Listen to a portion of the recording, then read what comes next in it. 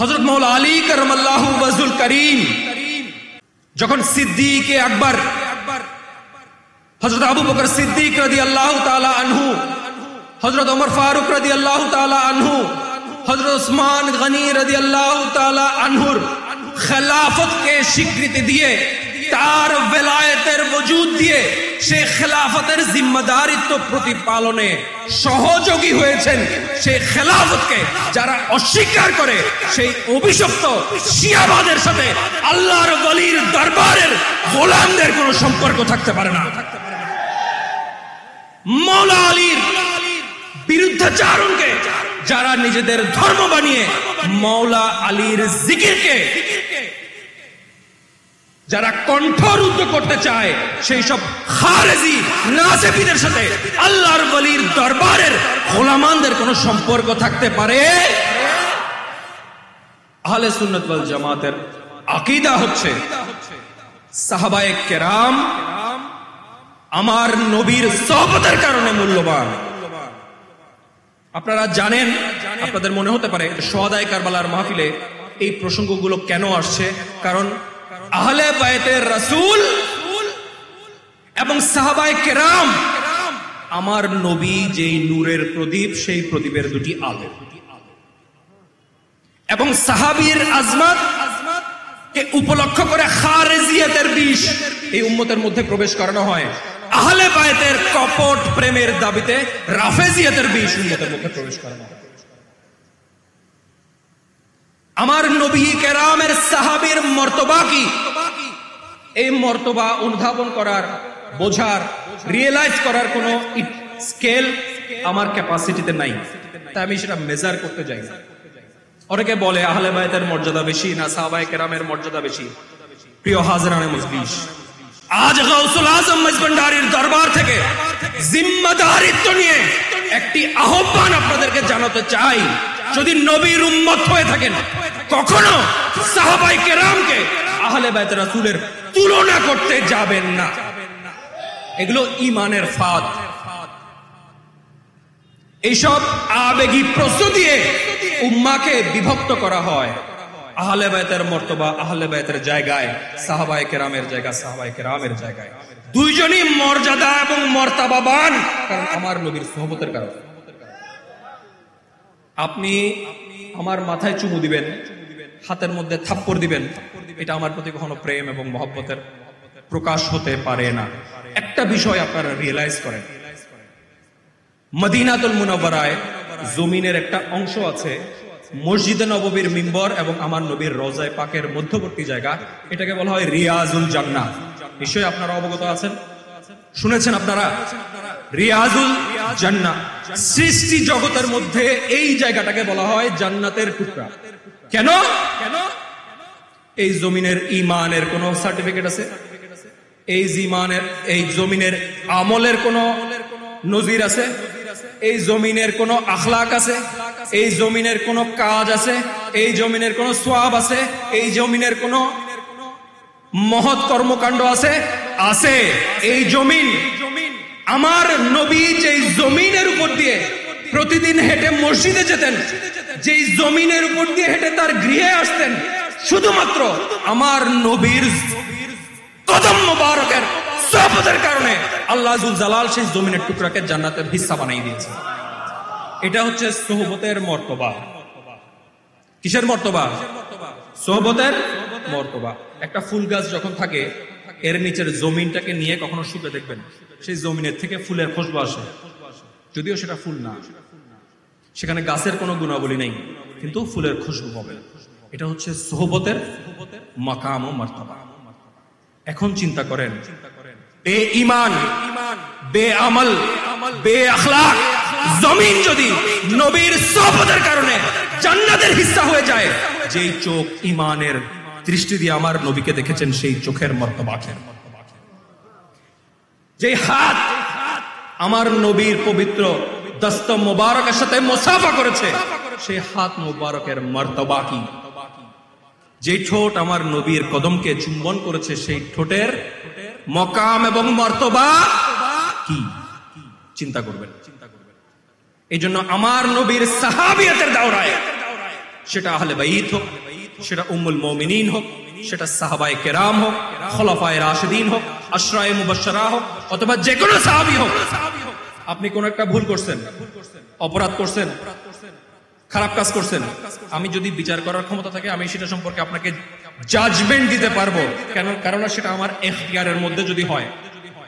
কথাটা পয়েন্টটা খুব ভালো করে বুঝবেন। আমার এখতিয়ারের মধ্যে যেটা আছে।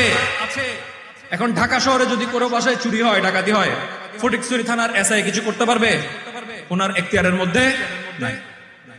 যদিও সেটা অন্যায়, যদিও সেটা জুলুম, ওইটা জাজ করার জন্য, ওইটাকে ব্যালেন্স করার জন্য, ওইটাকে ট্রিট করার জন্য, ওইটাকে কন্ট্রোল করার জন্য আলাদা জুডিশিয়ারি আছে। তাই আমার নবীর সোহবতে যারা মর্যাদাবান, যাদের মর্যাদাকে আল্লাহ নির্ধারণ করে দিয়েছেন, খবরদার তাদের বিষয়ে কোনো ইতিবাচক কিংবা নেতিবাচক আমাদের সামনে আসে চট করে কোনো জাজমেন্টাল বক্তব্য করা থেকে বিরত থাকবেন। এটা ওই ব্যক্তির সম্মান না, এটা আমার নবীর সোহবতের হক। আমি বুঝাতে পারছি আপনাদেরকে কথাটা? সময় বেশি নাই, সেদিকে আসলে বেশি যাওয়ার সুযোগ নাই। তাহলে আমি গোলাম, আমার মুরব্বীকেও ওনার বন্ধু মহলে বসে কি করতেছে এটা নিয়ে যদি আমি কমেন্ট করার এখতিয়ার না থাকে, আমি কে? হুজুরে পুরুষ সাল্লাল্লাহু আলাইহি ওয়াসাল্লামের বারগাহের যারা অংশীদার ছিলেন তাদের কোনো কাজ নিয়ে মন্তব্য করা আছে আমার এখতিয়ার? আমাদের এখতিয়ার থাকা উচিত। এটা আদবের মকা। মা আয়েশা সিদ্দিকা রাদিয়াল্লাহু তাআলা আনহা মাওলা আলীর সাথে যুদ্ধ হয় নাই? হয়েছে কিনা বলেন? মা আয়েশা সিদ্দিকা রাদিয়াল্লাহু তাআলা আনহা কে? আমার নবীর সওজা। এই সমস্ত মুসলিম এবং মুমিনদের আম্মা জান। এটার প্রেক্ষাপট আছে, এটার ক্রম পরিবর্তিত আছে, সেদিকে আমি যাচ্ছি না। এখন আপনার আবেগকে কাজে লাগিয়ে এই বিষয়গুলোকে আপনাদের সামনে এনে, আমাদের তো এমনি পড়াশোনা নাই, আমাদের কোনো কিছু একটু গভীরে গিয়ে জানার প্রচেষ্টা নাই, ইচ্ছা নাই, তৃষ্ণা নাই।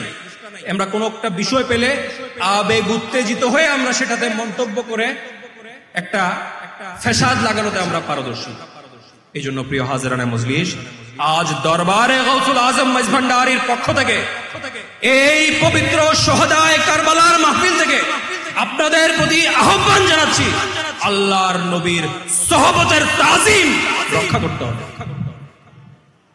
যদি আল্লাহর নবীর সোহবতের এরিনার মধ্যে কোনো অন্যায় হয়ে থাকে, কোনো ভুল হয়ে থাকে, সেটা বিচার করার এখতিয়ার আমার নাই, আমাদের নবীর আছে।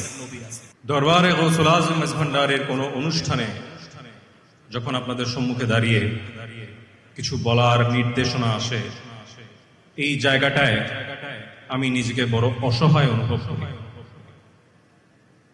কারণ যেই জাতে পাকের জিকিরের পবিত্র অভিলাষ নিয়ে এই মজলিস সুসজ্জিত, সেই পবিত্র জাতের মাকাম, মর্তবা, আজমত, রুতবা বলার মতো জ্ঞান, গুণ, গরিমা, শক্তি, সাহস, যোগ্যতা আমার আছে বলে আমি মনে করি না। তবে সেই পবিত্র জাতে পাকের রক্ত এবং রুহানি তাওয়াজ্জু যিনি আজ এই একবিংশ শতাব্দীতে উম্মতে মুস্তাফার কাছে নিয়ে এসেছেন, সেই গৌসুল আজম মাইজভান্ডারীর গৌসিয়তের নজর যদি আমাদের উপর পড়ে, তবে আমাদের মাধ্যমে আহলে বায়তের খেদমতে কোনো কথা প্রকাশ করা সম্ভব।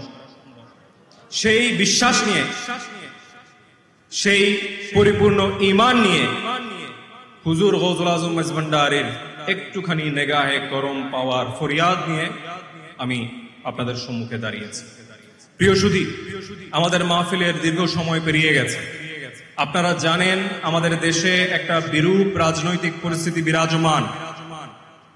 আপনারা এই বিরূপ পরিস্থিতিকে উপেক্ষা করে হুজুর গৌসুল আজম মাইজভান্ডারীর দরবারের আহ্বানে আয়োজিত এই পবিত্র শুহাদায়ে কারবালার মাহফিলে আহলে বাইতে রাসূলের মুহাব্বতের যে জজবাত নিয়ে আমরা হাজির হয়েছেন, এই দরবারে গৌসুল আজম মাইজভান্ডারীর পক্ষ থেকে আপনাদের প্রতি অন্তরের অন্তঃস্থল থেকে কৃতজ্ঞতা এবং মোবারকবাদ জানাচ্ছি। এত কষ্ট স্বীকার করে আমরা কেন আজকের এই মাহফিল আয়োজন করেছি, কেন এই মাহফিল? দূর দূরান্ত থেকে নানান বিপদ আপদ সহ্য করে, অতিক্রম করে আমরা আজ গৌসুল আজম মেজভান্ডারীর কদমে এসে হাজির হয়েছি। তার প্রেক্ষাপট আমি একটু তুলে ধরতে চাই। প্রিয় হাজরানে মজলিস, কারবালার মাহফিলের বহু হৃদয় বিদারক বিবরণ আপনারা শুনেছেন, শুনবেন। কারবালার ঘটনা পরবর্তী প্রেক্ষাপট নিয়ে আমাদের আলোচনাটা কম হয়। আমি তার একটি অংশ আপনাদের সামনে তুলে ধরতে চাই।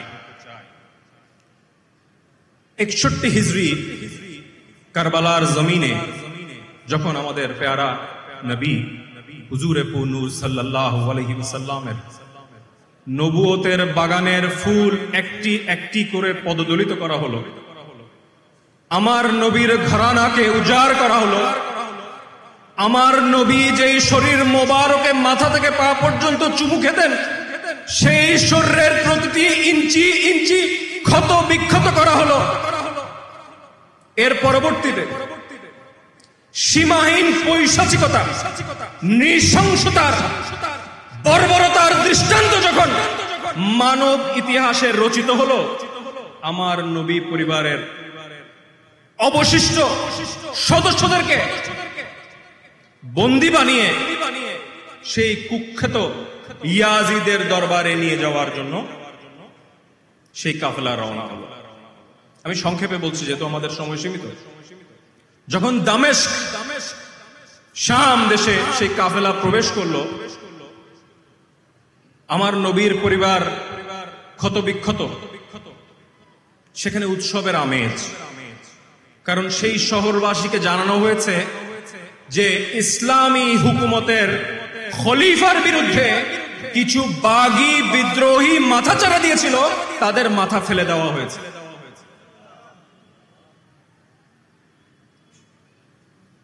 সেই উপলক্ষকে কেন্দ্র করে দামেস্কে ঈদ সাজ রব, উৎসব ভাব। যখন আমার নবীর পরিবারের পবিত্র সদস্যদেরকে হাতে জিঞ্জির পরিয়ে লাঞ্ছিত অবস্থায় সেই শহরে প্রবেশ করানো হচ্ছিল, তখন ছাদের উপরে উঠে সেই শামবাসী দামেস্ক অধিবাসীরা সেই কাফেলার দিকে দেখছিল। এক মহিলা তার একজন খাদেমকে সেই কাফেলার কাছে পাঠালেন এবং সেই খাদেমের মাধ্যমে জিজ্ঞেস করলেন যে সেই কাফেলায় যারা বন্দী আছে তাদেরকে গিয়ে জিজ্ঞেস করো তাদের কিছু লাগবে কিনা। তারা প্রায় বেশ কিছুদিন ধরে ক্ষুধার্ত তৃষ্ণার্ত। তারা বললেন আমরা যদি কিছু পানি পাই আল্লাহ শুকর গুজার করব। সেই খাদেমা গিয়ে তার মালকিনকে জানালেন। সেই মালকিন কিছু পানীয়, কিছু খেজুর এবং কিছু পরিধেয় কাপড় সেই খাদেমের মাধ্যমে সেই বন্দীদের কাছে পাঠালেন। বন্দীরা আল্লাহ শুকর গুজারি করে সেই পানি, সেই খেজুর গ্রহণ করলেন। সেই খাদেমানকে জিজ্ঞেস করলেন, আজকে সমস্ত পৃথিবী আমাদের এই অপমান, অসম্মান, আমাদের প্রতি এই জুলুমের তামাশাকে উদযাপন করছে। এই মহিয়সী মহিলা নারী কে, যিনি আজ এই প্রচন্ড দুঃসময়ে আল্লাহর নবীর পরিবারের সদস্যদের প্রতি সদয় হয়েছে। তারা সেই মহিলার সাথে সাক্ষাতের ইচ্ছা ব্যক্ত করলেন। সেই মহিলা তাদের সাথে সাক্ষাৎ করলেন। ইমাম হুসাইন রাদিয়াল্লাহু তাআলা আনহুর বোন জয়নব রাদিয়াল্লাহু তাআলা আনহা, তিনি সেই মহিলাকে জিজ্ঞেস করলেন, আজ সবাই আমাদের এই দুরবস্থাকে উদযাপন করছে, আপনি আমাদের প্রতি সদয় আচরণ করার কারণ কি? সে খাতুন, সেই মহিয়সী নারী জবাব দিলেন, আজ থেকে বহু বছর আগে যখন আমি তরুণী ছিলাম, তখন আমি মদিনাতুল মুনাওয়ারা আম্মা জান সাইয়্যিদাতুন নিসা ফাতেমা তুজ-জাহরা রাদিয়াল্লাহু তাআলা আনহুর খাদেমা ছিলাম। যেদিন আমার নিকাহ ঠিক হয়, আমি দামেস্কে আসার প্রস্তুতি গ্রহণ করি, আমি আমার মালকিনের কাছে গেলাম, সালাম পেশ করলাম, আমাকে খেদমতের সুযোগ দেওয়ার জন্য কৃতজ্ঞতা জানালাম এবং আমার নবী তনয়ের কাছে ওনার একটা শেষ নসিহত তলব করলাম। আম্মা জান মা ফাতেমা তুজ-জাহরা আমার নবীর নবুয়তের রক্তের নজরে সেই কারবালার হৃদয় বিদারক দৃশ্য অবলোকন করে সেই খাদেমাকে নির্দেশ দিলেন, তুমি সুখী হও, তুমি শান্তিতে থাকো, তুমি ভালো থাকো, কিন্তু কোনদিন যদি কয়েদিদের কোন কাফেলা দেখো তাদের প্রতি সদয় আচরণ করিও। সে খাতুন বললেন, এটা আমার আম্মা জানের নসিহত, আমার দুনিয়া এবং আখিরাতের জিম্মাদার যিনি বেহেশতের যুবতীদের সর্দার, সেই খাতুনের জান্নাতের নসিহত। বন্দীদের কোন কাফেলা যদি আমার নজরে আসে আমি যেন তাদের প্রতি সদয় আচরণ করি। হযরত জায়নব রাদিয়াল্লাহু তাআলা আনহা এই ঘটনা শুনে কেঁদে দিলেন। তিনি আল্লাহর দরবারে শুকরগুজারি করলেন এবং সেই মহিলার কাছ থেকে বললেন, সেই মহিলাকে বললেন, আপনাকে দেওয়ার মতো কোনো কিছু আজ এই দুনিয়াতে আমার নাই, কিন্তু আমি আমার এই রক্তে রঞ্জিত ক্ষত বিক্ষত এই ধুলোয় মাখা হাত তুলে আমি আল্লাহর দরবারে আপনার জন্য ফরিয়াদ করতে চাই, আপনার একটা আরজির কথা আমার কাছে পেশ করেন। সেই খাতুন বললেন, আমি যখন মদিনাতুল মুনাওয়ারায় ছিলাম, আমি যখন মা ফাতেমাতুজ জাহরা রাদিয়াল্লাহু তাআলা আনহার খেদমতে ছিলাম, আমার কোলে ইমাম হাসান মুজতবা লালিত পালিত হয়েছে, আমার কোলে ইমাম হুসেন খেলেছেন, তাদের বোন ছোট্ট কোমলমতি শিশু জয়নব আমার কোলে লালিত পালিত হয়েছে। দামেশকে আসার পর আমার আম্মা জানের জিয়ারত আমার নসিব হয় নাই। শুনেছি ইমাম হাসান মুজতবা শাহাদাত বরণ করেছেন। আমার জীবনের শেষ ফরিয়াদ, আমার এই চোখ বন্ধ করার আগে আল্লাহ জাল্লা শানুহু জীবনে একবার হলেও যেন ইমাম হুসাইনের জিয়ারত করায় আর জয়নবের জিয়ারত করায়।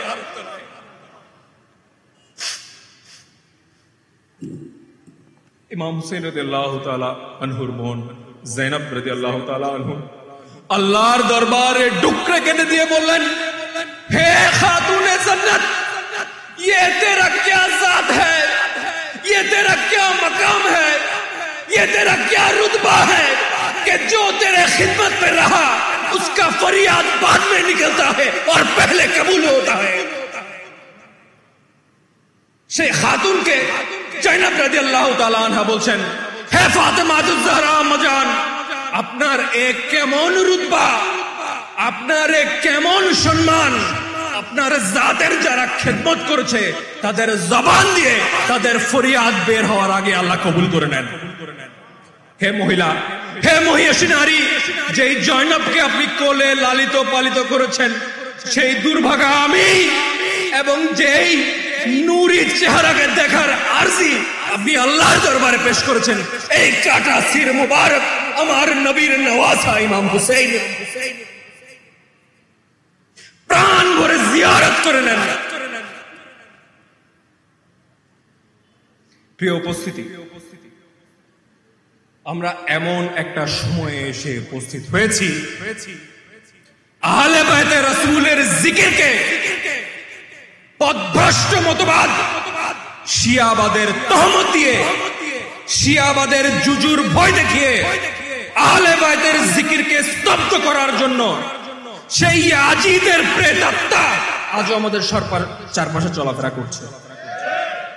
এই ঘটনাটা আপনাদের সামনে আমি তুলে ধরলাম যে আল্লাহর রাসূলের আহলুল বাইতের খেদমতের প্রতিদান কি এবং মর্তবা কি, এটা হৃদয় দিয়ে উপলব্ধি করার।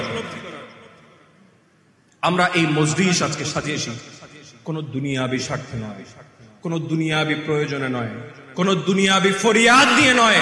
আমরা এই মজলিস আজকে সাজিয়েছি, গুছিয়েছি, এখানে এসেছি, বসেছি, শুনেছি, বলেছি, একটাই লক্ষ্য, একটাই উদ্দেশ্য, সাইয়্যিদুশ শুহাদা কারবালার মহান বাদশা ইমাম হুসাইনের একটি নজর আমাদের উপর আপতিত হবে, যার বিনিময়ে আমাদের দুনিয়া এবং আখিরাত মুনাফার হয়ে যাবে। সেই ফরিয়াদ দিয়ে আমরা এই মজলিসে এসেছি।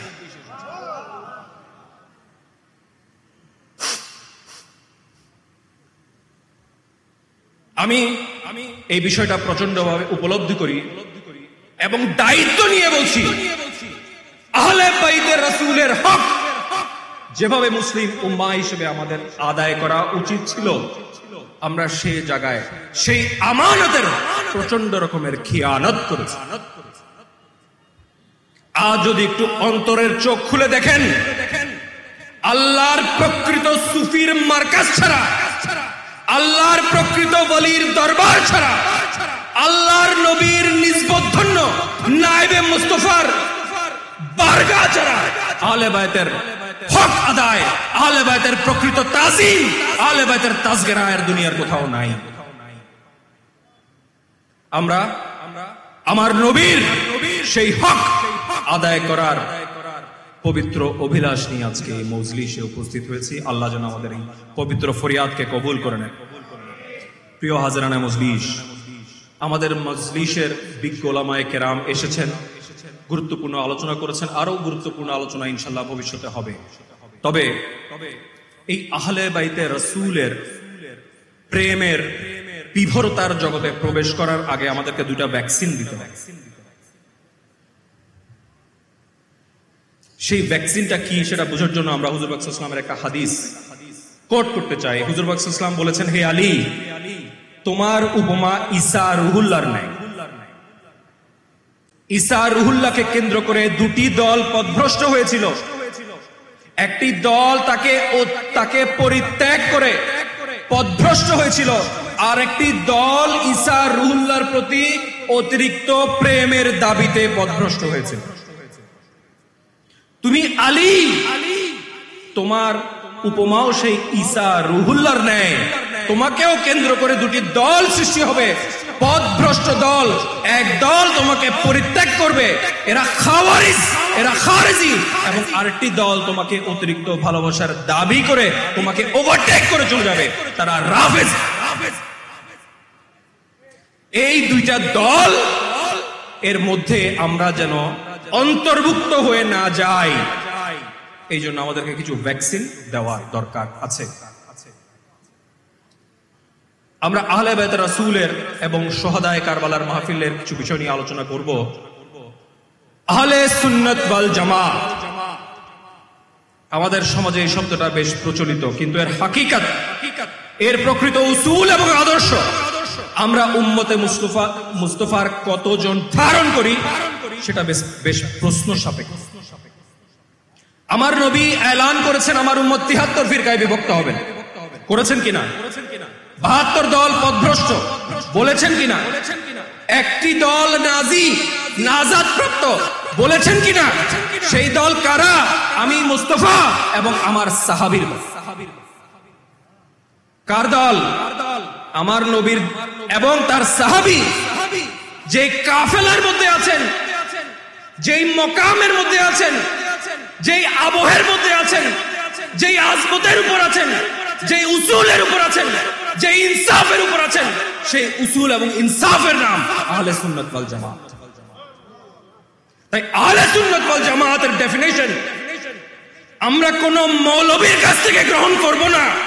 আমরা আহলে সুন্নাত ওয়াল জামাতের ডেফিনিশন বারগাহে নবুয়ত এবং সাহাবীয়ে রাসূলের কাছ থেকে গ্রহণ করব। আপনারা একমত আছেন? আহলে সুন্নাত ওয়াল জামাতের আকীদা নিয়ে ক্যাটাগরিক্যাল আলোচনা, তথ্য সমৃদ্ধ, রেফারেন্স সমৃদ্ধ আলোচনা, এটা উলামায়ে কেরামের কাজ। আমি একজন সাধারণ বাংলা শিক্ষিত মুসলিম, আমি আমার উপলব্ধির জায়গা থেকে কিছু কথা বলি। হযরত মাওলা আলী কারামাল্লাহু ওয়াজহুল কারীম যখন সিদ্দিকে আকবর হযরত আবু বকর সিদ্দিক রাদিয়াল্লাহু তাআলা আনহু, হযরত ওমর ফারুক রাদিয়াল্লাহু তাআলা আনহু, হযরত উসমান গনি রাদিয়াল্লাহু তাআলা আনহুর খেলাফতকে স্বীকৃতি দিয়ে, তার বেলায়েতের ওজুদ দিয়ে সে খেলাফতের জিম্মাদারিত্ব প্রতিপালনে সহযোগী হয়েছেন। সেই খেলাফতকে যারা অস্বীকার করে, সেই অভিশপ্ত শিয়াবাদের সাথে আল্লাহর ওলির দরবারের গোলামদের কোনো সম্পর্ক থাকতে পারে না। মাওলা আলীর বিরুদ্ধাচারণকে যারা নিজেদের ধর্ম বানিয়ে মাওলা আলীর জিকিরকে যারা কণ্ঠরুদ্ধ করতে চায় সেই সব খারেজি নাসেবীদের সাথে আল্লাহর ওলির দরবারের গোলামানদের কোনো সম্পর্ক থাকতে পারে? আহলে সুন্নাত ওয়াল জামাতের আকীদা হচ্ছে সাহাবায়ে কেরাম আমার নবীর সোহবতের কারণে মূল্যবান। আপনারা জানেন, আপনাদের মনে হতে পারে শুহাদায়ে কারবালার মাহফিলে এই প্রসঙ্গগুলো কেন আসছে, কারণ আহলে বায়তের রাসূল এবং সাহাবায়ে কেরাম আমার নবী যেই নূরের প্রদীপ, সেই প্রদীপের দুটি আলো, এবং সাহাবীর আজমত কে উপলক্ষ করে খারেজিয়াতের বিষ এই উম্মতের মধ্যে প্রবেশ করানো হয়। আহলে বায়তের কপট প্রেমের দাবিতে রাফেজিয়াতের বিষ উম্মতের মধ্যে প্রবেশ করানো হয়। আমার নবী কেরামের সাহাবীর মর্তবা কি, এই মর্তবা অনুধাবন করার, বোঝার, রিয়েলাইজ করার কোন স্কেল আমার ক্যাপাসিটিতে নাই, তাই আমি সেটা মেজার করতে যাই না। অনেকে বলে আহলে বায়তের মর্যাদা বেশি না সাহাবায়ে কেরামের মর্যাদা বেশি। প্রিয় হাজিরানে মজলিস, আজ গাউসুল আজম মজবন্ডারির দরবার থেকে জিম্মাদারিত্ব নিয়ে একটি আহ্বান আপনাদেরকে জানাতে চাই। যদি নবীর উম্মত হয়ে থাকেন, কখনো সাহাবায়ে কেরামকে আহলে বায়ত রাসূলের তুলনা করতে যাবেন না। এগুলো ঈমানের ফাঁদ। এইসব আবেগী প্রশ্ন দিয়ে উম্মাকে বিভক্ত করা হয়। আহলে বায়তের মর্তবা আহলে বায়তের জায়গায়, সাহাবায়ে কেরামের জায়গা সাহাবায়ে কেরামের জায়গায়। দুইজনই মর্যাদা এবং মর্তাবাবান, কারণ আমার নবীর সোহবতের কারণে। আপনি আমার মাথায় চুমু দিবেন, হাতের মধ্যে থাপ্পড় দিবেন, এটা আমার প্রতি কখনো প্রেম এবং মহব্বতের প্রকাশ হতে পারে না। একটা বিষয় আপনারা রিয়েলাইজ করেন, মদিনাতুল মুনাওয়ারায় জমিনের একটা অংশ আছে, মসজিদে নববীর মিম্বর এবং আমার নবীর রওজায়ে পাকের মধ্যবর্তী জায়গা, এটাকে বলা হয় রিয়াজুল জান্নাহ। নিশ্চয়ই আপনারা অবগত আছেন, শুনেছেন আপনারা। রিয়াজুল জান্নাহ, সৃষ্টি জগতের মধ্যে এই জায়গাটাকে বলা হয় জান্নাতের টুকরা। কেন? এই জমিনের ঈমানের কোন সার্টিফিকেট আছে? এই জমিনের আমলের কোন নজির আছে? এই জমিনের কোন আখলাক আছে? এই জমিনের কোন কাজ আছে? এই জমিনের কোন সওয়াব আছে? এই জমিনের কোন মহৎ কর্মকাণ্ড আছে? আছে। এই জমিন, আমার নবী যেই জমিনের উপর দিয়ে প্রতিদিন হেঁটে মসজিদে যেতেন, যেই জমিনের উপর দিয়ে হেঁটে তার গৃহে আসতেন, শুধুমাত্র আমার নবীর কদম মোবারকের সোহবতের কারণে আল্লাহ যুল জালাল সেই জমিনের টুকরাকে জান্নাতের হিস্সা বানিয়ে দিয়েছে। এটা হচ্ছে সোহবতের মর্তবা। কিসের মর্তবা? সোহবতের মর্তবা। একটা ফুল গাছ যখন থাকে, এর নিচের জমিনটাকে নিয়ে কখনো শুকে দেখবেন, সেই জমিনের থেকে ফুলের খুশবু আসে, যদিও সেটা ফুল না, সেখানে গাছের কোনো গুণাবলী নেই, কিন্তু ফুলের খুশবু পাবে। এটা হচ্ছে সোহবতের মাকাম ও মর্তবা। এখন চিন্তা করেন, বে ঈমান, বে আমল, বে আখলাক জমিন যদি নবীর সোহবতের কারণে জান্নাতের হিস্সা হয়ে যায়, যেই চোখ ঈমানের দৃষ্টি দিয়ে আমার নবীকে দেখেছেন, সেই চোখের মর্তবা, যেই হাত আমার নবীর পবিত্র দস্ত মোবারকের সাথে মুসাফা করেছে, সেই হাত মোবারকের মর্তবা কি?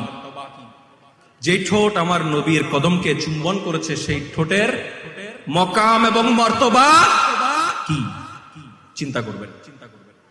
এই জন্য আমার নবীর সাহাবিয়াতের দাওরায়, সেটা আহলে বাইত হোক, সেটা উম্মুল মুমিনিন হোক, সেটা সাহাবায়ে কেরাম হোক, খুলাফায়ে রাশিদিন হোক, আশরায়ে মুবাশশারা হোক, অথবা যে কোনো সাহাবী হোক, আপনি কোন একটা ভুল করছেন, অপরাধ করছেন, খারাপ কাজ করছেন, আমি যদি বিচার করার ক্ষমতা থাকে, আমি সেটা সম্পর্কে আপনাকে জাজমেন্ট দিতে পারবো। কারণ সেটা আমার এখতিয়ারের মধ্যে যদি হয়।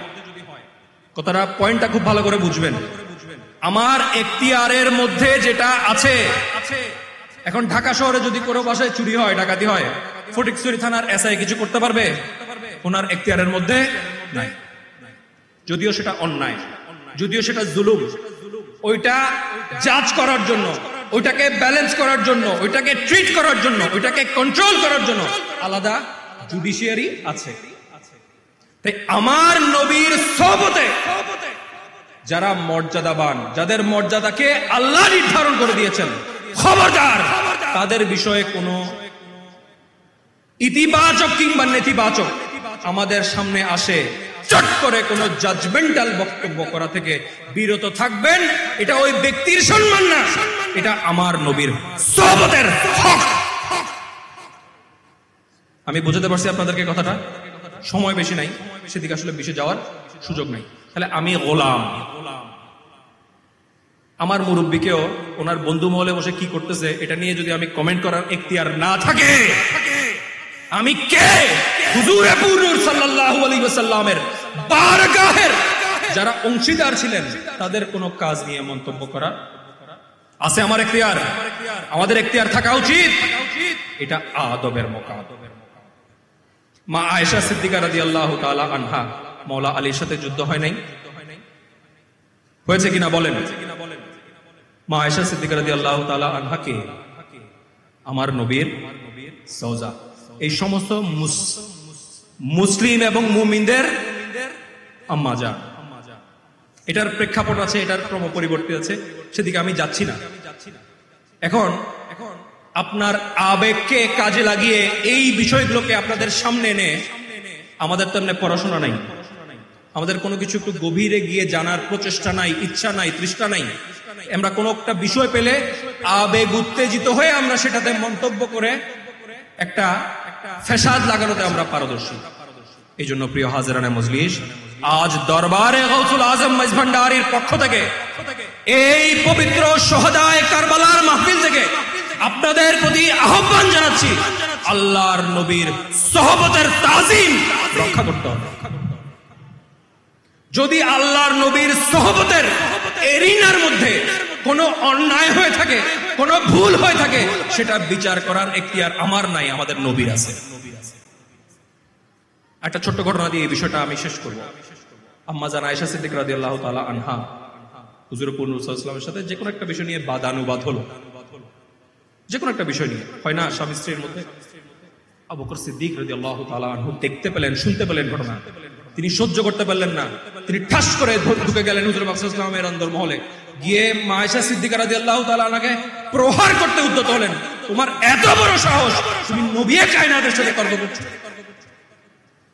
খুব ভালো করে বুঝেন, সিদ্দিক আকবরের মাধ্যমে আমার নবী আমাদেরকে কি শিখাচ্ছেন? তাজিমে বারগাহে নবুয়ত শিখাচ্ছেন। ঠাস করে তিনি সিদ্দিক আকবরের খপ করে হাত ধরে ফেললেন এবং বললেন, আবু বকর খবরদার, এটা আমার আর আয়েশার বিষয়, এখানে ইন্টারফেয়ার করিও। যেই জায়গায় আফজালুন নাস বাদাল আম্বিয়া, খলিফাতুর রাসূল সিদ্দিকে মুস্তাফা সিদ্দিক আকবর রাদিয়াল্লাহু তাআলা আনহুর ইখতিয়ারকে আল্লাহর রাসূল রহিত করে দিয়েছেন, সেখানে আমার আর আপনার কোনো ইখতিয়ার থাকা উচিত না। খবরদার, আমার নবীর সোহবতের জায়গা, সাহাবিয়তের জায়গা, এটা আদবের মকাম। এটা ওই ব্যক্তির প্রতি আদব না, এটা আমার নবীর সোহবতের প্রতি আদব। এক নম্বর ভ্যাকসিন।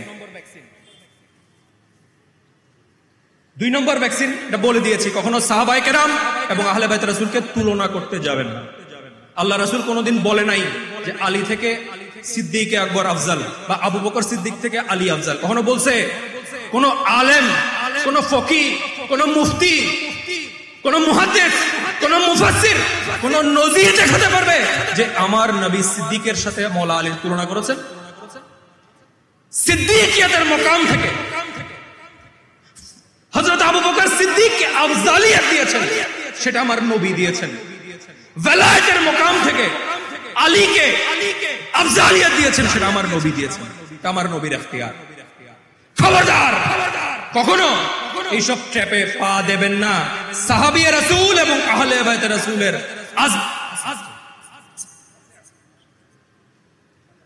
আজমতের সাথে কখনো কম্প্যারিজনে যাবেন না, এটা ঈমানি ফাঁদ। প্রিয় উপস্থিতি, আমি একটা ছোট্ট ইনফরমেশন দিয়ে আমার বক্তব্যটার ভিতরে ঢুকবো। কারবালার জমিনে, একটু আগে আমাদের পূর্ববর্তী বক্তা বলে গেছেন, মওলা আলীর 6 জন সন্তান শাহাদাত বরণ করেছেন ইমাম হুসাইন রাদিয়াল্লাহু তাআলা আনহুর কাফেলায় থেকে। তাদের 3 জনের নাম হচ্ছে আবু বকর, একজনের নাম হচ্ছে ওমর, একজনের নাম হচ্ছে উসমান। তাহলে মওলা আলী খোলাফায়ে রাশিদিনের প্রতি কতটুকু মহাব্বত এবং সমীহ আমার মওলা আলীর অন্তরে ছিল, তিনি তার সন্তানের নামকরণ খোলাফায়ে রাশিদিনের নামে করেছেন। তো এরা কারা? যারা খোলাফায়ে রাশিদিন, হযরত আবু বকর সিদ্দিক, হযরত উমর ফারুক, হযরত উসমান গনির সাথে মওলা আলীর কলিশন লাগাতে চায়, এরা কারা? নিশ্চয়ই তারা ইসলামের আভ্যন্তরীণ কোন শক্তি নয়, তারা ইসলাম বিদ্বেষী কুফফারের ইসলামের লেবাসধারী অপশক্তিরই না।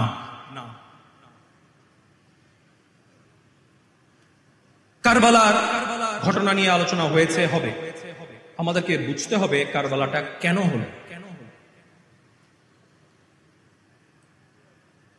আজ আপনি যে রাষ্ট্রেও একটা দায়িত্বে আছেন, আপনার সাথে যদি আরেকটা রাষ্ট্রের কোনো একটা রাজনৈতিক দ্বন্দ্ব থাকে, তাহলে আমরা যুদ্ধটা কিভাবে করব?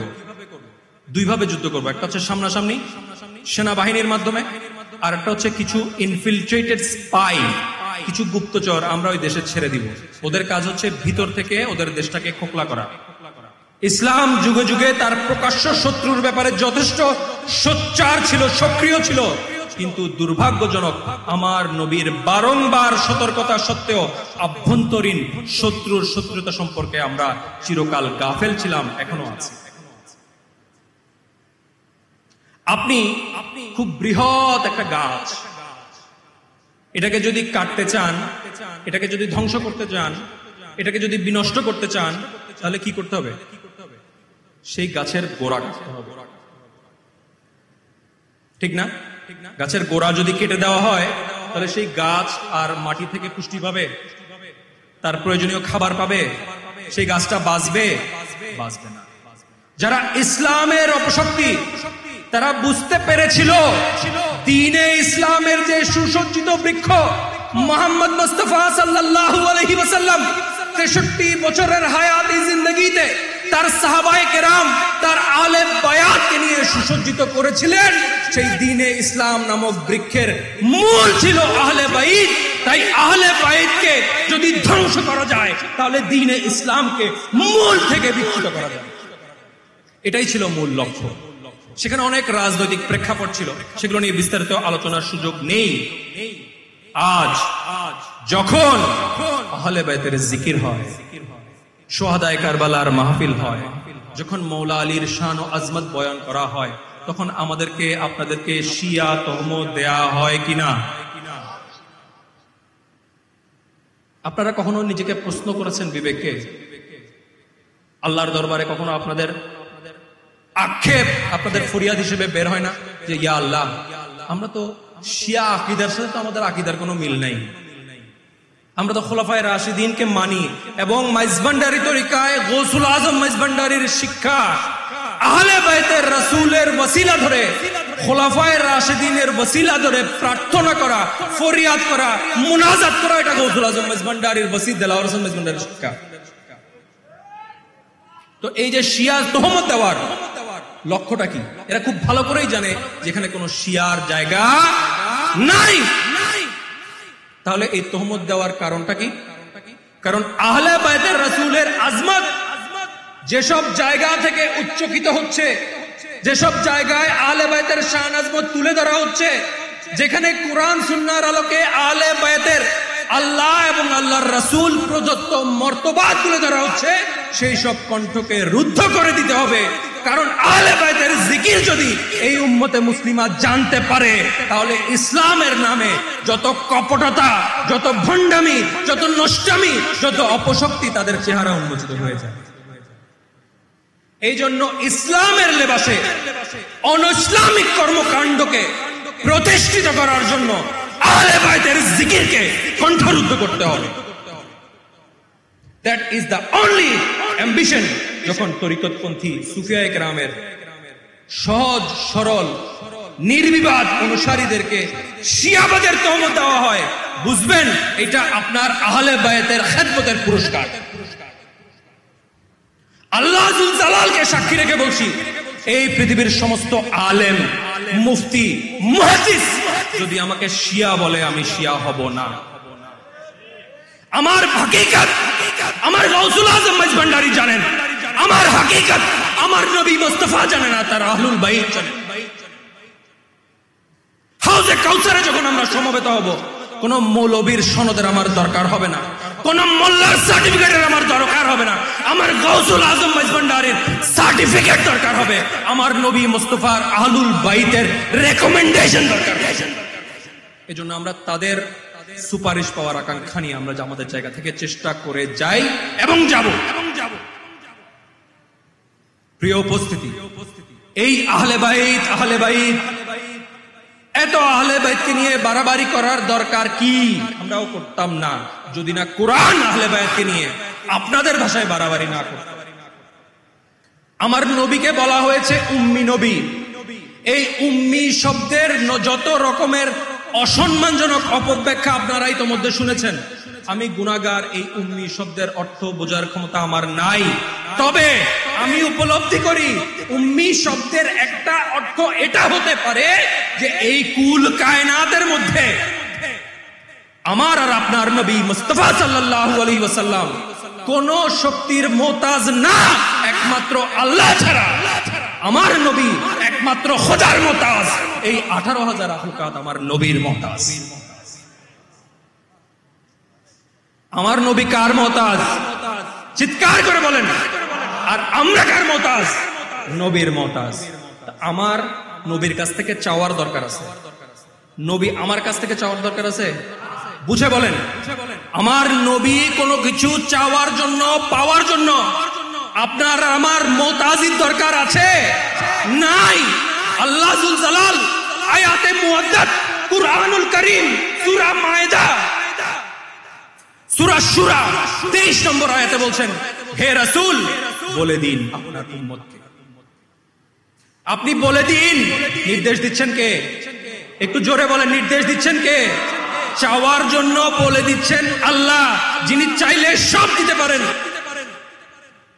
আপনি বলে দিন আপনার উম্মতকে, আমি যে তোমাদের খেদমতে এই রিসালাতের বার্তা পৌঁছালাম, আমি যে রিসালাতের দায়িত্ব পালন করলাম, আমি যে আল্লাহ জুল জালাল পক্ষ থেকে নবুয়তের ইহসান তোমাদেরকে করে গেলাম, তোমাদের অন্ধকার কল্পকে লা ইলাহা ইল্লাল্লাহর নূরে মুনাওয়ার করে গেলাম, আমি নবী মুস্তাফা এটার বিনিময় হিসেবে তোমাদের কাছে আর কিছু চাই না, শুধুমাত্র আমার আহলুল বাইতের মাওয়াদ্দাত ছাড়া।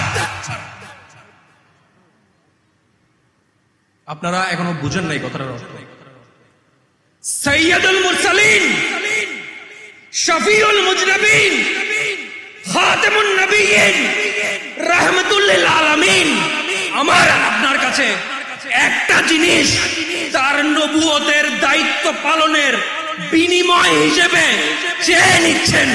সেটা নামাজের প্রতিশ্রুতি নয়, সেটা রোজার প্রতিশ্রুতি নয়, সেটা শরীয়তের কোন আহকাম প্রতিপালনের ওয়াদা নয়, সেটা তার আহলুল বাইতের মাওয়াদ্দাতের ওয়াদা। আপনার কি মনে হয় এখানে আমার নবীর কোনো স্বার্থ আছে? আমার নবীর আহলুল বাইত পাক পঞ্জাহাতন, যাদেরকে আল্লাহ পবিত্র কোরআনে আয়াতে তাথীর সূরা আহজাবের 33 নম্বর আয়াত আপনারা শুনেছেন, আল্লাহ ঘোষণা দিয়ে যাদেরকে পুত পবিত্র ঘোষণা করেছেন, যাদেরকে কিয়ামত পর্যন্ত পুত পবিত্র রাখার জিম্মা স্বয়ং রব্বুল আলামিন গ্রহণ করেছেন, তাদের মাওয়াদ্দাত আমার আপনার কাছ থেকে চেয়ে নেওয়ার দরকার আছে? আমার নবীর দরকার নেই, আমার নবীর আহলুল বাইতেরও দরকার নেই, দরকার আছে আমার আপনার। এই আখেরি জামানায় ইয়াজিদের কাফেলায় নামাজ ছিল না? বলেন, ইয়াজিদের কাফেলায় নামাজ ছিল না? আজান ছিল না? কলেমা ছিল না? কোরআন ছিল না? সুন্নতের লেবাস ছিল না?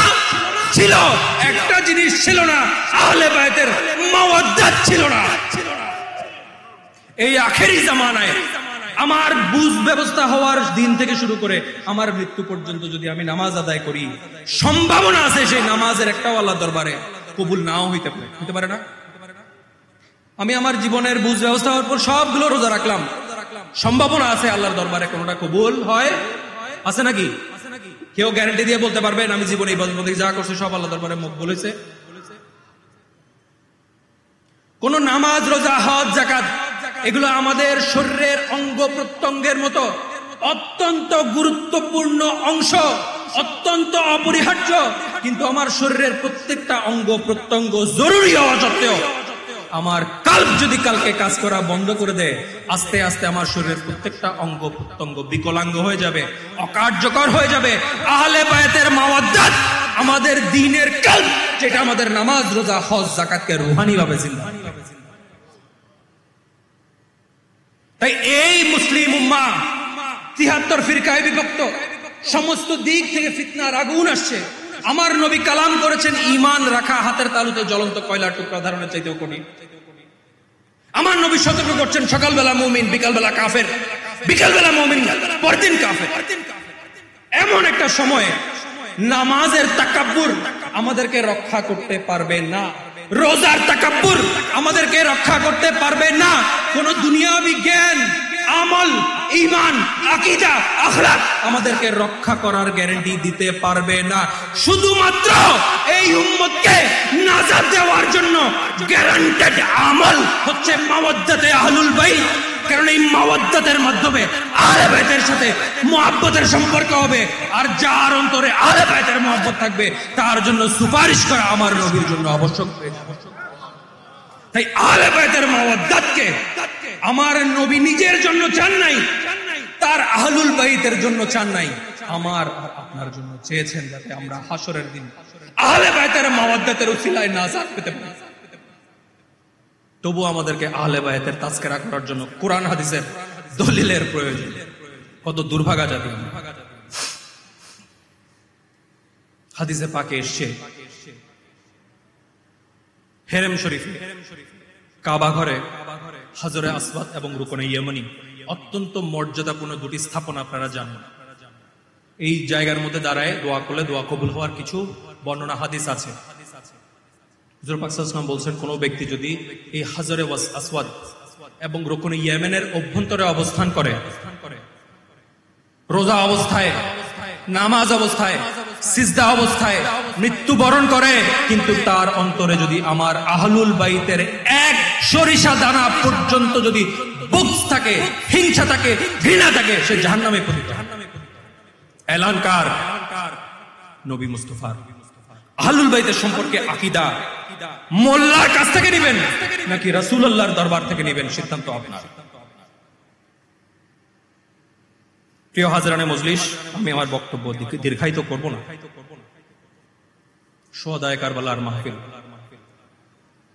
কিভাবে আমরা সেই নবীর পরিবারের হক আদায় করব, কিভাবে তাদের প্রতি তসলিমাত পেশ করব, কিভাবে তাদের কাছে নিজেদেরকে সুপর্দ করলে তাদের হক আদায় হবে, সেটা সম্ভব না।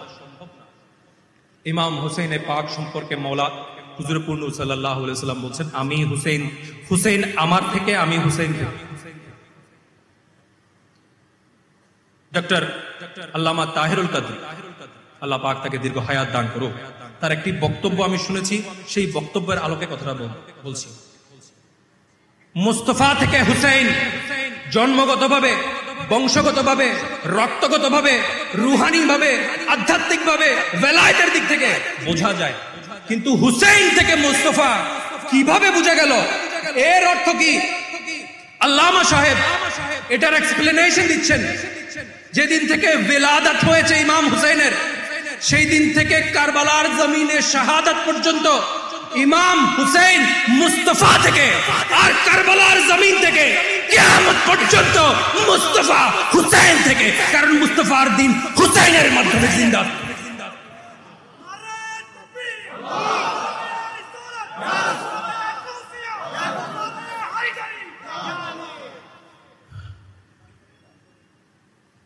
ইমাম আলী মকাম হুজুরে পুরনূর সাল্লাল্লাহু আলাইহি ওয়াসাল্লাম একে একে তার পরিবারের প্রতিটি সদস্য তার চোখের সামনে পৃথিবীর ইতিহাসের বর্বরতম পন্থায়, নৃশংসতম পন্থায় শাহাদাতের সুধা পান করলেন। আমার ইমাম বুকে পাথর রেখে একটা মুহূর্তের জন্য অসহিষ্ণু হননি। তার চোখ দিয়ে কষ্ট, দুঃখ, অশ্রু হয়ে বের হচ্ছে, একবারও তিনি আল্লাহর প্রতি অসন্তুষ্টি প্রকাশ করেন নাই। যখন আমাদের আকা দুনিয়া এবং আখেরাতে যার জিম্মাদারিতে আমরা থাকতে চাই, আশ্রয় চাই, মা ফাতেমাতুজ জাহরা রাদিয়াল্লাহু তাআলা আনহুর নয়নের পুতুলি, কলিজার টুকরা, মাওলা আলীর রক্ত মাংসের হিস্সা, আমার নবীর নওয়াসার শরীরে যখন 33টা বর্ষা বিদ্ধ হলো, 40টা তরবারির আঘাতে আমার আকার শরীর যখন ক্ষতবিক্ষত, 131টা তীরে এই নুরানি বদনখানি যখন বিদ্ধ, পাপিষ্ঠ জাহান্নামী সীমার যখন আমাদের মওলা, আমাদের ইমাম আলী মাকাম নওয়াসায়ে মুস্তাফা ইমাম হুসাইন রাদিয়াল্লাহু তাআলা আনহু আলাইহিমুস সালামের গর্দানের মধ্যে ছুরি চালাচ্ছিল, আমার ইমাম হোসেন একটিবারের জন্য তাদেরকে অভিশাপ দেন নাই, তাদেরকে ভর্ৎসনা করেন নাই, তাদেরকে বদদুয়া করেন নাই। তিনি বলছেন, ইয়া বারে ইলাহি, তোমার সন্তুষ্টির জন্য আমার নবী পরিবারের প্রতিটি সদস্যকে রক্ত দিয়ে, শরীর দিয়ে উৎসর্গ করলাম। আমার নাবালেগ নিষ্পাপ শিশু আলী আসগর পিপাসার্ত অবস্থায় তোমার বারগাহে সুপর্দ করলাম।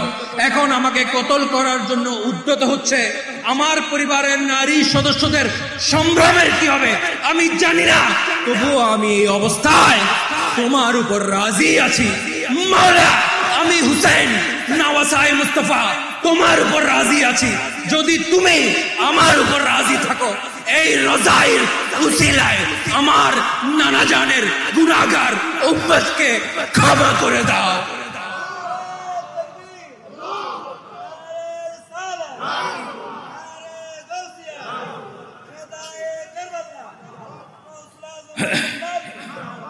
প্রিয় উপস্থিতি, এই কথাটা বলার উদ্দেশ্য,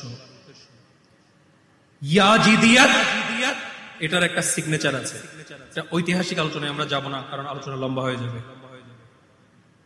বদরের ময়দানে আমার নবীর চাচা, প্রাণপ্রিয় চাচা আমির হামজা রাদিয়াল্লাহু তাআলা আনহুকে শরীর বিকৃত করে তার কলিজা চিবিয়ে খাওয়া হয়েছে। সিফিনের ময়দানে আম্মার বিন ইয়াসার, মুসলমানদের প্রথম শহীদ হযরত সুমাইয়া এবং ইয়াসার সন্তান, যাকে আমার নবী নিজের বেটা বলে সম্বোধন করতেন, তাকে কতল করে তার শিরচ্ছেদ করা হয়েছিল। কারবালার জমিনেও সেই পৈশাচিকতার দৃষ্টান্ত আমরা অবলোকন করেছি। কিন্তু প্রিয় হাজরানে মজলিস, আমরা ইয়াজিদি না, আমরা হুসাইনি। আমরা ইয়াজিদি নই, আমরা হুসাইনি। আমরা নবীর উম্মতের মঙ্গল কামনা করা আমাদের আকার সবক শিক্ষা। আর আহলে বাইত রাসূলের জিকির যারা করবে, আহলে বাইতের তাজিম যারা করবে, আহলে বাইতের বন্দনা যারা করবে, তাদেরকে ইমাম হুসাইনের মতো প্রতিটা মুহূর্ত, জীবনের প্রতিটা দিন কারবালার মধ্যে দিয়ে যেতে হবে। বলেন আলহামদুলিল্লাহ। আল্লাহ আমাদের জীবনের প্রতিটি মুহূর্তকে কারবালা হিসেবে কবুল করুক এবং আমাদের প্রথম নিঃশ্বাস থেকে শেষ নিঃশ্বাস পর্যন্ত হুসাইনিয়াতের উপর কায়েম এবং দায়েম থেকে আমাদের ইহকাল এবং পরকালে আহলুল বাইতের নিসবতে আশ্রয় গ্রহণের সৌভাগ্য আতা করুন। আব্বাজান একটা নসিহত করেছেন, এই কথাটা বলে আমি আমার বক্তব্য শেষ করব। হুজুর গৌসুল আজম মাইজ ভান্ডারীর দরবারে যখন আমরা আসব, হুজুর গৌসুল আজম মাইজ ভান্ডারীর রওজা শরীফের একটু উপরের দিকে সবাই তাকান, দেখতে পাবেন 5টা খোলা কোরআন। কয়টা খোলা কোরআন? 5টা খোলা কোরআন। নবী মুহাম্মদ মুস্তাফা সাল্লাল্লাহু আলাইহি ওয়াসাল্লাম, হযরত আলী মারতুজা আলাইহিমুস সালাম, খাতুনে জান্নাত মা ফাতেমাতুজ জাহরা রাদিয়াল্লাহু তাআলা আনহা, ইমামে পাক হাসান মুজতবা, ইমামে পাক হুসাইন রাদিয়াল্লাহু তাআলা আনহু, এই পাক পাঞ্জাতনের আজমতকে মাথার উপর ধারণ করে গাউসুল আজম মাইজভান্ডারী এই জমিনে শুয়ে আছেন। আহলে বায়াতের জিকির যেই দিন এই জমিন থেকে বন্ধ হয়ে যাবে, সেদিন গাউসুল আজম মাইজভান্ডারীর নিসবত আমাদের সাথে ছিন্ন হয়ে যাবে। আপনাদের প্রতিটা মুহররম মাস আসলে আপনাদের প্রতি দরবার থেকে বিনয়ের সাথে অনুরোধ, 2টা ভ্যাকসিন নিজেদেরকে দিবেন, নিজেদের সন্তানদেরকে দিবেন, এবং নিজের জান প্রাণ উজাড় করে আহলে বায়াতের জিকির করবেন। মোল্লা বলছে আলীর জিকির করা শিয়াবাদ, আবু বকর সিদ্দিক বলছে আলীর চেহারার দিকে তাকানো ইবাদত। এখন মোল্লার বক্তব্য নিব নাকি সিদ্দিকে আকবরের বক্তব্য নিব, সিদ্ধান্ত আমাদেরকে নিতে হবে। হুজুর গাউসুল আজম মাইজভান্ডারী, আল্লাহর ওলিরা সত্যের নূর হিসেবে পৃথিবীতে আসেন। যুগ এবং সময়ের প্রয়োজনে সত্যকে তারা উদ্ভাসিত করেন। তাই হুজুর গাউসুল আজম মাইজভান্ডারীর পরিচিতিমূলক একটা কথা, যেটা আব্বাজান আমাদেরকে সবসময় শিখিয়েছেন এবং প্রতিদিন আমাদেরকে অন্তত একবার হলে সেটা স্মরণ করিয়ে দেন এবং আমাদেরকে তাগিদ দেন এটা আপনাদের কাছে পৌঁছে দেওয়ার জন্য।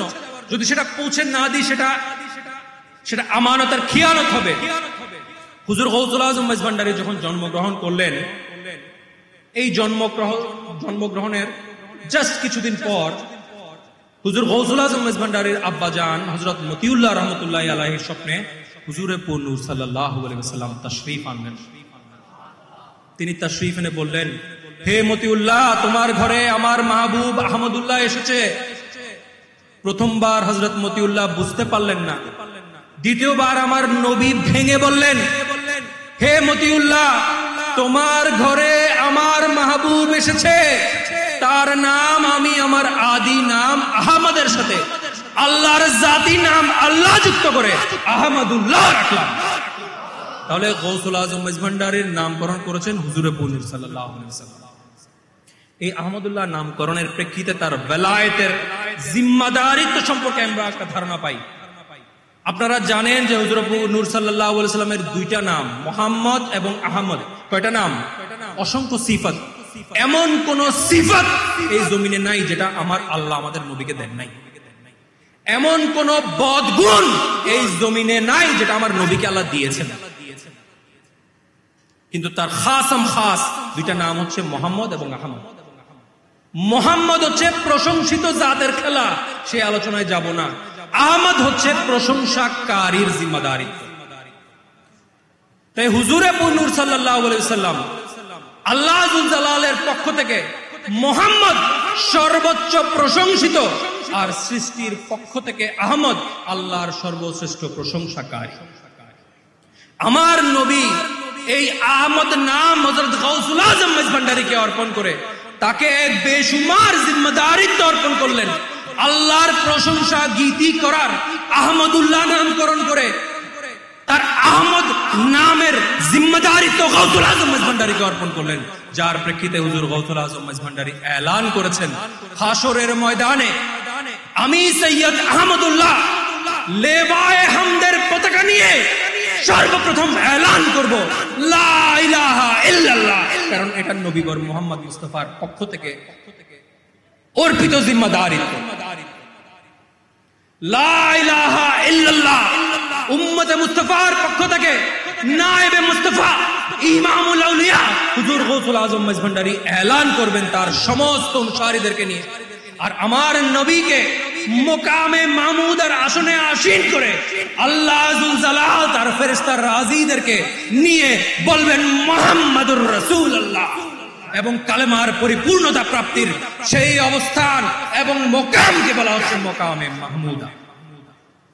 হুজুর গাউসুল আজম মাইজভান্ডারী সেদিন লেবায়ে হামদের পতাকা নিয়ে সেই মুকামে মাহমুদার দৃশ্য অবলোকন করার জন্য লা ইলাহা ইল্লাল্লাহর জিকির নিয়ে হাজির থাকবেন। আমরা ফরিয়াদ করি আজকে এই মজলিস থেকে হুজুর নূর সাল্লাল্লাহু আলাইহি ওয়াসাল্লামের আহলে বায়তের খিদমতের ওসিলায়, গোলামের ওসিলায়, প্রেমের ওসিলায়, মাওয়াজ্জাতের ওসিলায় শেষ হাসরের দিন হুজুর গাউসুল আজম মাইজভান্ডারীর লেবায়ে হামদের নিচে আমাদের এবং আমাদের পরিবার স্বজনের যেন আশ্রয় হয়। আজ এই মাহফিলকে যারা অক্লান্ত পরিশ্রম করে সুসজ্জিত করেছেন, সম্মানিত এলাকাবাসী, আইন শৃঙ্খলা রক্ষাকারী বাহিনী, স্থানীয় প্রশাসন এবং ওসিয়ে গৌসুল আজম মজলিস ভান্ডারীর প্রতিষ্ঠিত রুহি সংগঠন আঞ্জুমানে মুত্তাবিঈনে গৌসে মজলিস ভান্ডারীর একনিষ্ঠ খাদেমান এবং গোলামান, আপনাদের সকলের প্রতি অন্তরের অন্তঃস্থল থেকে কৃতজ্ঞতা জানাচ্ছি। আপনাদের প্রত্যেকের খেদমত আমার নবীর আহলুল বাইতের দরবারে কবুল হোক এবং এই নিয়ামতের ভাগীদার যেন আমরাও হতে পারি। প্রিয় হাজরানে মজলিস, দীর্ঘ সময় নেওয়ার জন্য আপনাদের কাছে ক্ষমা প্রার্থনা করছি। আপনারা জানেন আমাদের দেশে একটা অস্থিতিশীল পরিস্থিতি বিরাজমান করছে।